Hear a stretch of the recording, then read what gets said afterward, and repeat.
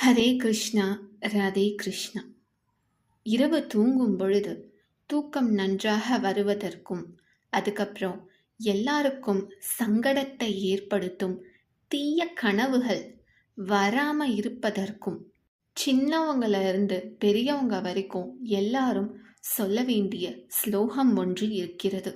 இந்த ஸ்லோகத்தை சொல்லுவதால நிம்மதியான தூக்கமும் தெய்வீக ஆற்றலும் எல்லாருக்கும் நிச்சயமாக கிடைக்கும்.